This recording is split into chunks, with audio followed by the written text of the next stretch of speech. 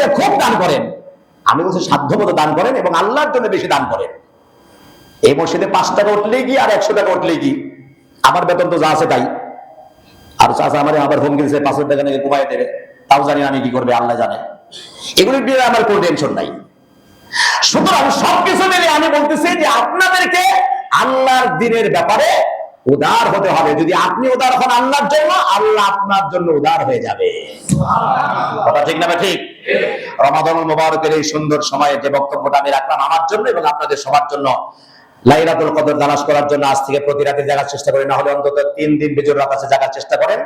মহান আল্লাহ তাআলা আমাদের সকলকে যেন রমাদান যে কয়টা চলে গেল, যে কয়টা সামনে আছে, সবগুলি যেন আমাদের নাজাতের ওসিলা বানিয়ে দেন। আমিন। জোরে বলেন আমিন। আমিন। আবার বলেন আমিন। আমিন। ওয়া আখিরু দাওয়ানা আলহামদুলিল্লাহি রাব্বিল আলামিন। 4 রাকাত পড়েন।